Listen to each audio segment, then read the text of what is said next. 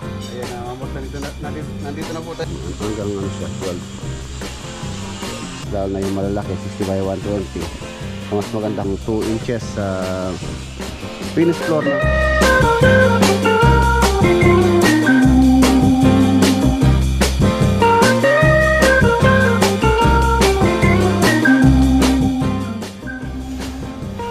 Or 60 by 120 or 80 by 80.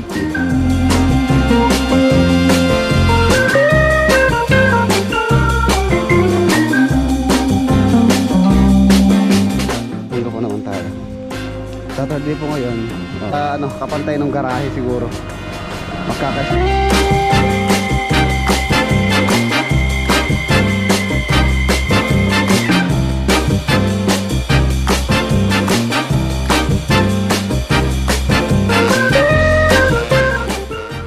Anong gara? Oh, yung bundok. Ayun natin, papatagin natin yung bundok.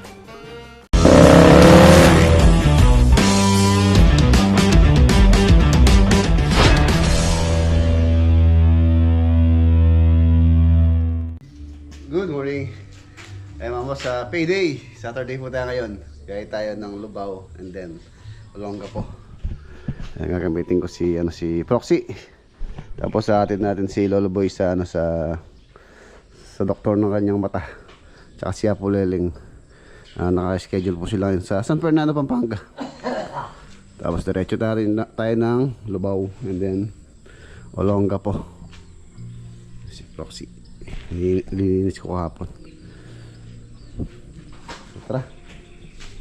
A few moments later. Ayan na, nandito na po tayo sa Lubao. Naitid ko na rin si Tatay tsaka si Apo Lele sa San Fernando. Doon po siya nagkaano ng na opera. Baka ngayon ma-opera naman po si Nanay sa mata.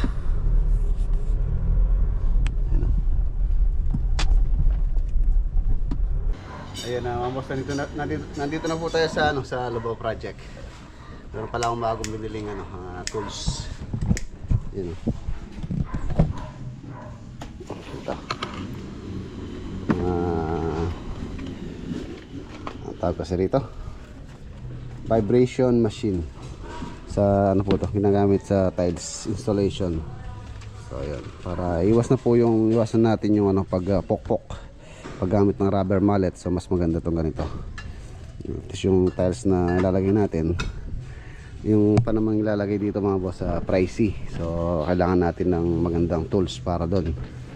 Ayan, para po maganda yung kanyang pag-install. Ayan,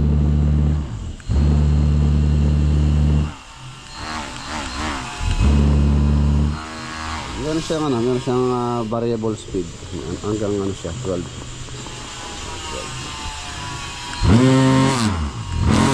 Ngayon siguro hanggang lang 5. Mamaya pati-testing natin sa kanila. Tapos meron din tayong sanction sucker. Ayan, sucker. Ayan, shoutout sa Inco Tools. Ito pang naman to, pang bitbit ng tiles, lalo na yung malalaki 60 by 120. So mas maganda kung meron po nito para safety, para hindi babasag, hindi basta-basta mabibitawan. So update tayo. Ayan, naasinta na po nila itong dito, itong magiging lanay. Ang usapan po namin ni Kuya Ed, nakadrop siya ng 2 inches sa finished floor ng main house. Tapos 2 inches itong lanay. And then makaka-step siya rito.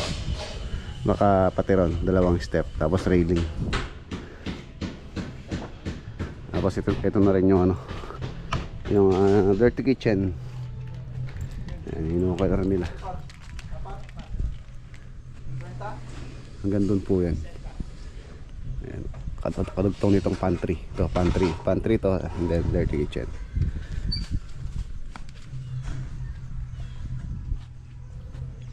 Saan yun? Yung upo namin, nung saan yun? Makanda ng upo namin, papayad da. Spray ko lang kaya eh. Are, Kaya po aslam Suka. kasi yung parang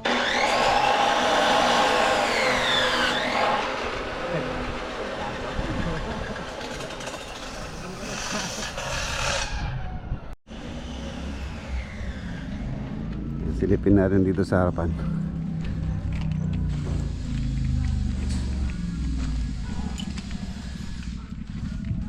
Yan, yung pong spandrel baka next week may di-deliver na rin dito. And then yung mga pintuan, ongoing na rin po yun.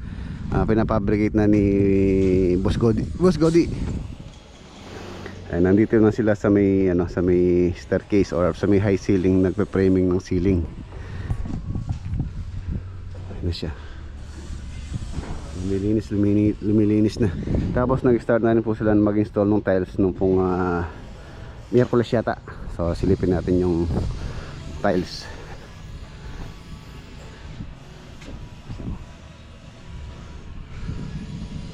Tara.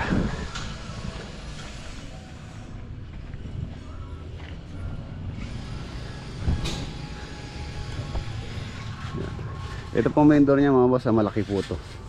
Ang sukat niyan is 4 feet by 8 feet. Maliit lang siyang tingnan dahil napakalaki nitong bahay. 8 feet po, 2.4 ang height niyan.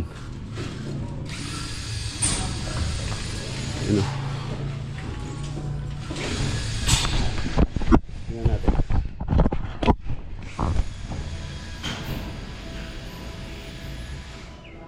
Yan pa yung header niya. Halos hindi ko abot. Ang height ko 5'8". So, kahit 6 footer. Kasya rin. 8 feet ang height po nito. Yeah.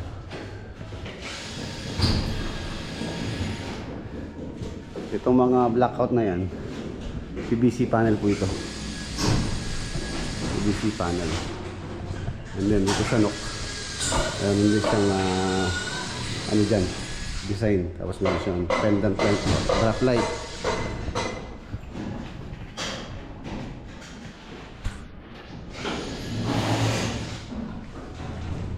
Ayan, ito lang na niya, maluwang to.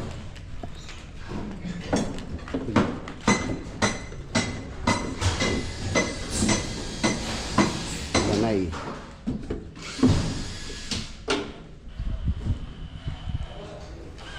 Tatambakan to. Tambak.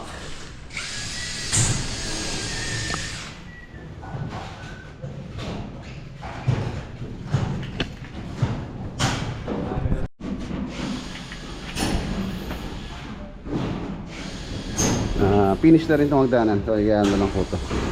Wood planks.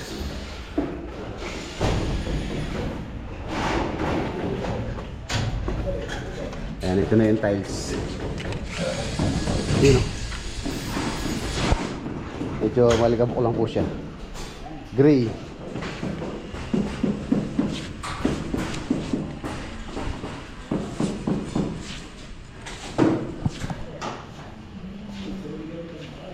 Ayan, 20 by 1 meter ang size po niya. Medyo marami lang. Alikabok. Yeah.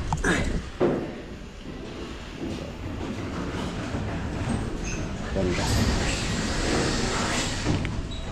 Diba? Ganda.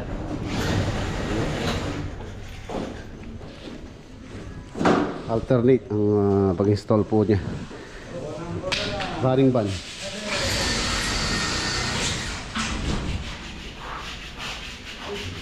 Yan, ito yung balcony. Ito wala pang tiles to.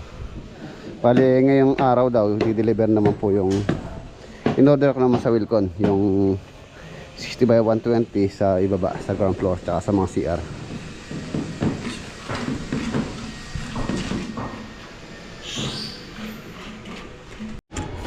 Ayan, so magagamit na to.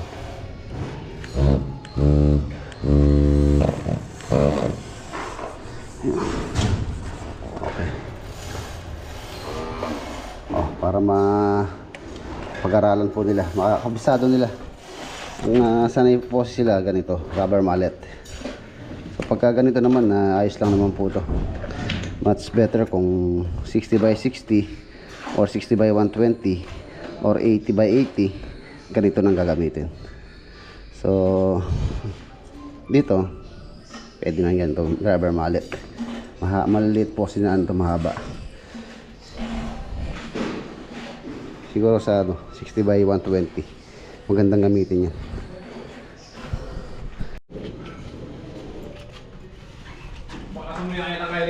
Yun, yung mga pintuan 2.4 po yan, 8 feet. Ayan. Ceiling.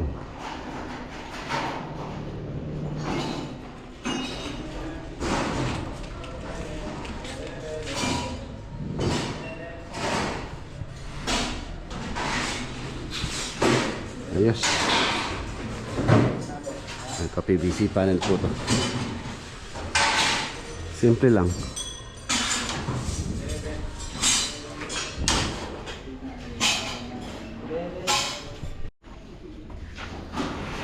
Ito yung gamit naming bar level. 2 meters ang haba po nito. Check natin kung ibilado. 0-0. Ay, wala. Malaki. Ano malaki? Ayos. Okay. Yan, 2 meters. Para po sigurado. Inko. Yan, shoutout sa Inko.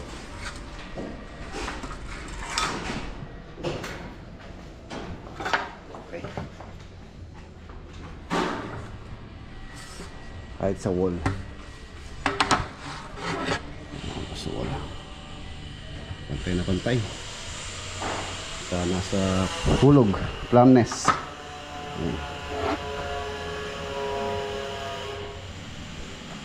Yes. Perfect. Yeah.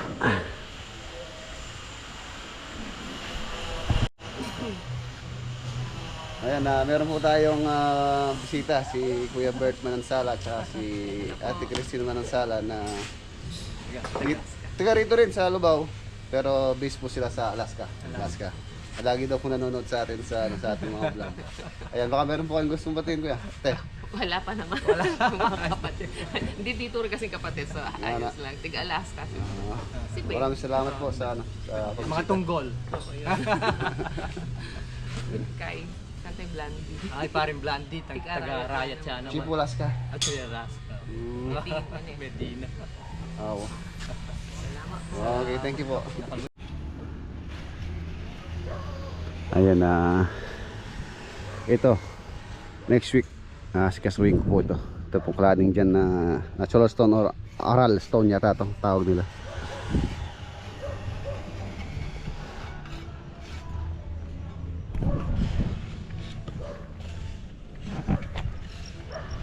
Siya, oh, ganda-ganda na. Napintura na po siya. Halos ganito yung kalalabasan niya. So, isa sa pinakamalaking bahay po, or pinakamalaking bahay na nagawa namin from start to finish. Itong project na to, itong sa Lubao. Even though meron na rin kami nagawa na malaki, nasa 327. Pero to, ano to, record breaking sa amin. Itong 400 square meter na to.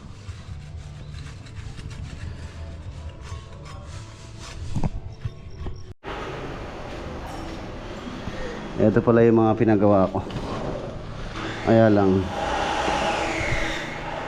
hindi lang nagawa pa nila, tapos nabiyak pa, oh. Ay,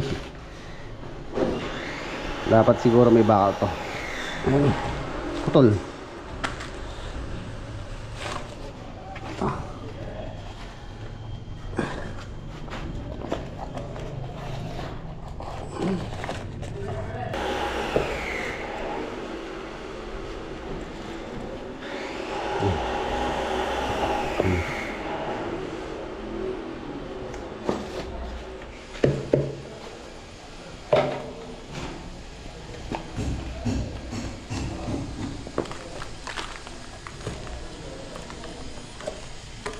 Eh?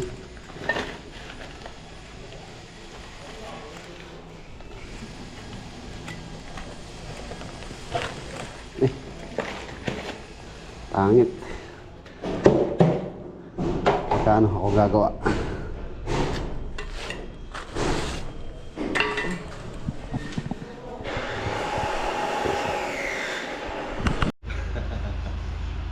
Tagpo kami rin yung boss. Ayun, no? Si Boss Sherwin, subscriber po natin siya. Siya po yung may dala ng tiles natin, si Wilcon Lubao. Ikaw yung driver nito, no? Apo. Nag-deliver. Ayan, shoutout kay Boss Sherwin. Baka meron gustong bating, boss. Shoutout kay Boss Me, Boss Derek, Ayun, no? and Ma'am Mylene. Ako kay supervisor ni Ma'am Da. Sa Wilcon. Wilcon. Lubao. Lubao, no? Yes, sir. Ayan po yung Wilcon Lubao. Ayun na po yung tiles. Yan na ako.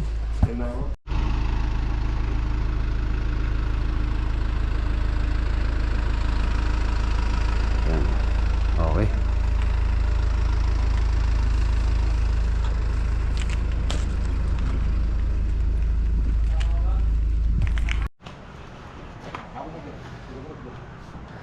Ayan mga boss, i-discarga na nila.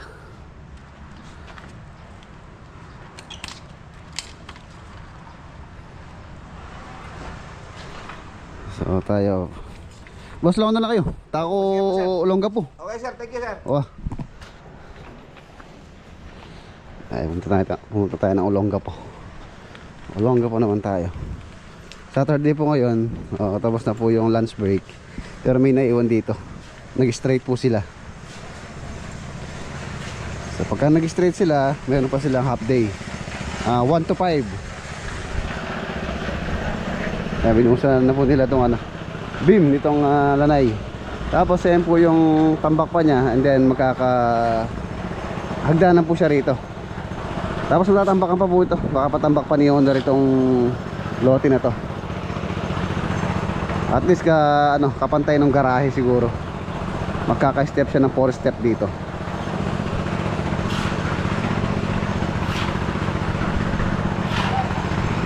So ayan mga boss, iwan na natin sila. Olongga po. 2,000 years later. Ayun na, halos 1 oras po ang lumipas. Nandito na tayo sa Olongga po project. Sana magtuloy-tuloy po yung wag mo nang umulan. Nandito na tayo.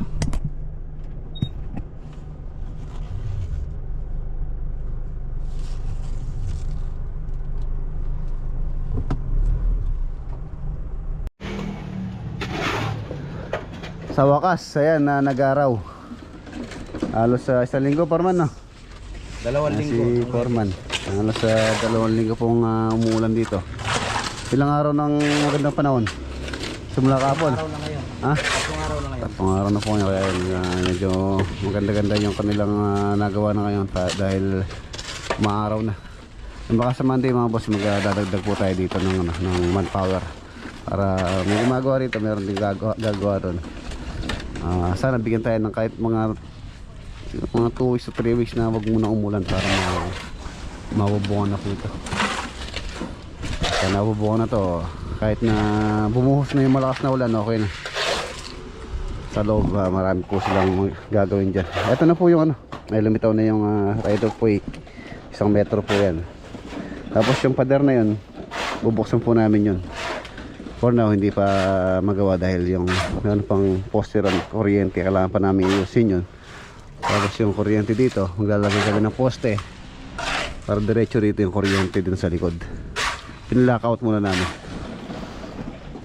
Pagka medyo libre tayo, natin ayusin to para ma-open na yun. At least okay na po. Ayan daan. Right of way.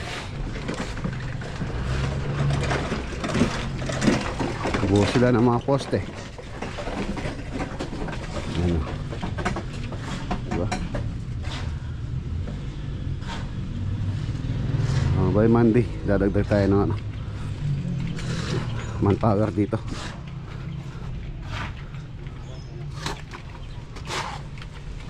Ito po yung niya, hangganan.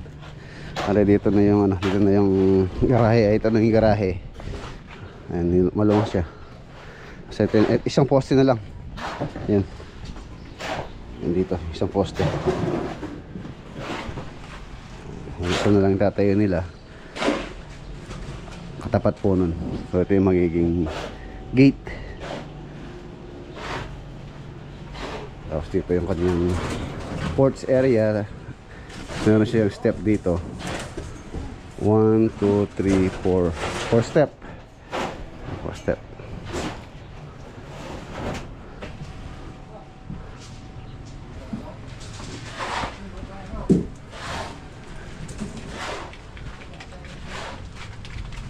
Ipin natin dito sa loob. Medyo masikip.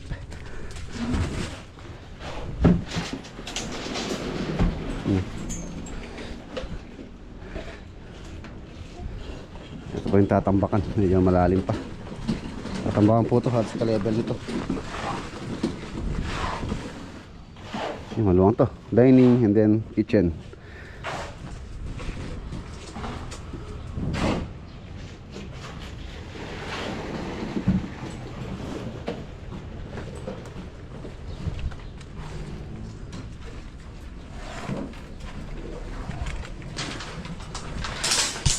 Dumaan ako sa hardware kanina, umorder na rin ako ng CHB para may deliver nila. Kung hindi bukas, Sunday pala bukas, baka Monday na po yun. Maporma na rin to, mabuhusan na. Tapos maasintay yung pinaka-slope. Dito high ceiling po rito, hindi ako nagkakabli, nasa 1.5 pa simula dun sa top of beam. Top of beam nito 1.5, yun pa lang yung pinaka bubong nitong pinaka living. Yan. Dalawang layer po yung bubong nito. Itong dito mataas, tapos ito medyo mababa yung dito sa may master bedroom.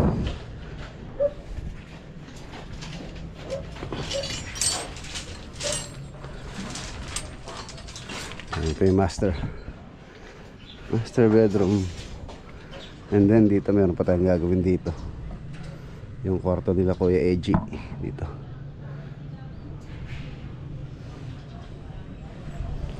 Saka papinturahan na rin natin yung mga bakal. Ito na po yung 2x6 na rafter na gagamitin. 2x6 2.0. So yung ano na lang, yung mga 2x2 na lang ang kulang para mabalangkas na. Roof framing. Magka ano na tayo, shade nitong ano nalongga po, parang hindi ko na inaalala ko kasi sila pagka umuulan.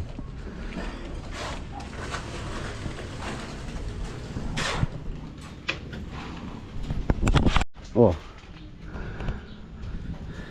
ayan mga boss, okay na.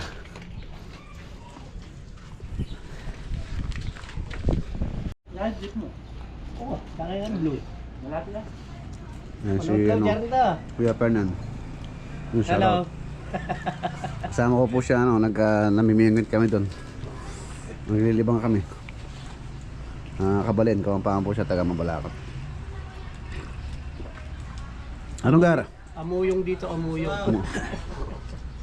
Uwi ka na. Uwi ka na, Bisaya. Ilang taong kontrata?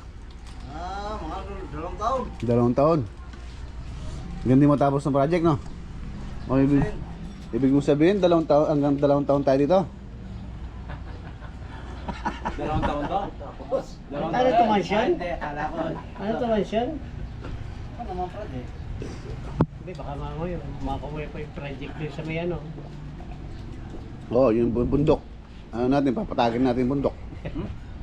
Alaya pa ito. Mano-mano daw? Mano-mano, papatagin. Club Morocco? Still, alay po, pagawa yung plano. Pero okay na.